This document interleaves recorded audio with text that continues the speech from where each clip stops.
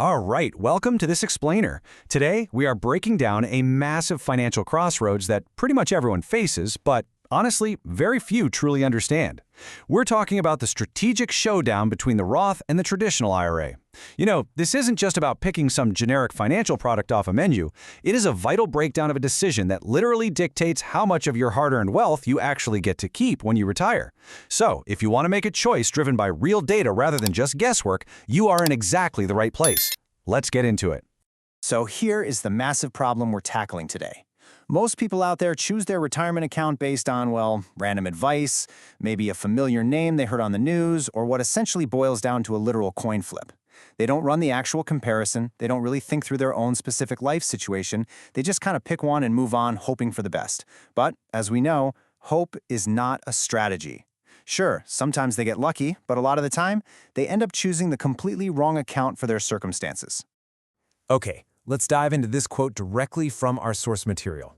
The retirement account decision you make today could either save you tens of thousands of dollars in taxes over your lifetime or cost you that same amount. I mean, wow, the stakes here are absolutely massive. Think about it. If you pick the wrong account, by the time you even realize it, decades of compounding have already happened inside an inefficient tax bucket. Getting just a tiny bit of clarity right now is going to pay dividends, literally, for the rest of your life. Section 1. Tax now or tax later? That is the real fork in the road here. Before we choose a path, we really need to strip away all the noise. Both of these accounts exist for the exact same reason, to help you save for retirement with some sweet tax advantages. And here is an absolutely crucial fact. The fundamental difference between the two has nothing to do with the investments inside them. You can hold the exact same stocks, funds, and ETFs in either account. We are purely deciding on the timing of a tax break. With the traditional IRA, you get the tax break right now. If you contribute, you deduct that from your taxable income today, which lowers your current tax bill.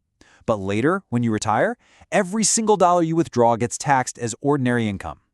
The Roth IRA, though, works completely in reverse. You don't get a tax break today. You put in money you've already paid taxes on. But later, the withdrawals, including all those decades of juicy compounding growth, are completely 100% tax-free. If you're new to investing, think of it like farming. Do you want to pay a small tax on your little bag of seeds today? That's the Roth. Or do you want a discount on the seeds right now, but agree to let the IRS tax your entire massive harvest decades from now? That's the traditional. Moving on to Section 2, the rules and limits, specifically what you can actually do in 2026. And this brilliantly illustrates how the government regulates these distinct tax buckets. Let's look at the 2026 numbers. Now, the maximum contribution limit for both the traditional and the Roth is exactly the same. It's $7,000 if you're under 50 and $8,000 if you're 50 or older. Keep in mind, that limit is per person across both accounts combined. You don't get to stash $7K in each. But right here, when we look at the income limits, that's where it gets really interesting. The Roth has some pretty strict high-income phase-outs. If you're single and making over $165,000, or married filing jointly and making over $246,000, your ability to contribute directly to a Roth starts to phase out completely. The traditional IRA, on the other hand, doesn't restrict your contributions based on high income, though, quick caveat, your ability to actually deduct those contributions phases out if you already have a 401k at work. All right, Section 3. Which account actually wins for you? Let's talk career stages and the math. Now, you might be wondering how to actually decide. Well, do you expect to be in a higher tax bracket now or in retirement? Your answer to this single crucial question is the absolute key to making the right choice. It's the compass that guides your entire strategy. Let me show you exactly why this matters so much with some concrete numbers. Let's just take a second and really look at that number, $1.4 million. If a 25-year-old contributes $7,000 a year to a Roth IRA and earns a fairly standard 7% annual return, they would sit on roughly $1.4 million by age 65. Because it's a Roth, remember, they already paid the tax on the seeds back when they were young and their income was low. So when they finally go to pull out this massive $1.4 million harvest, every single dollar comes out completely tax-free.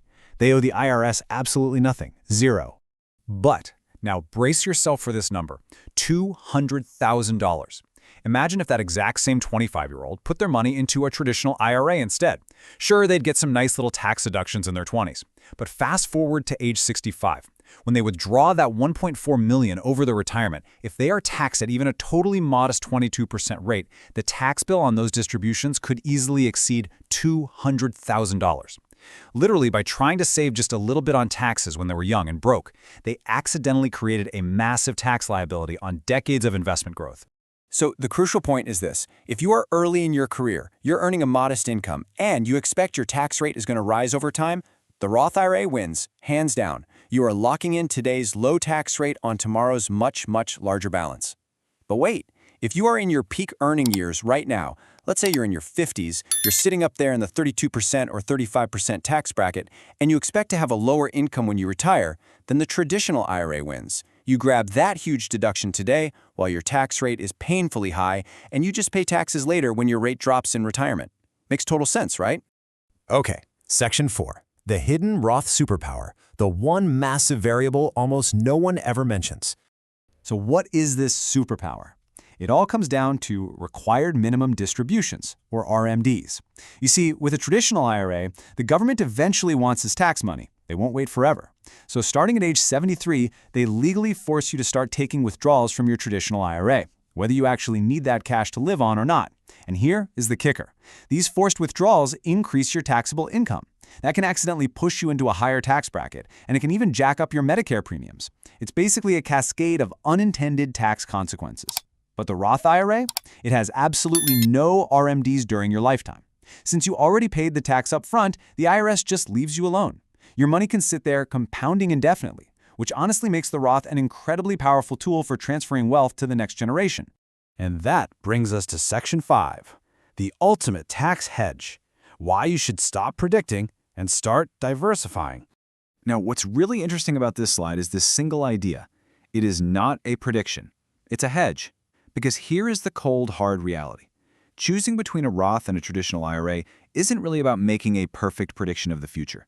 Nobody, and I mean literally nobody, knows what tax rates are going to look like in 20 or 30 years. Congress changes the tax code all the time.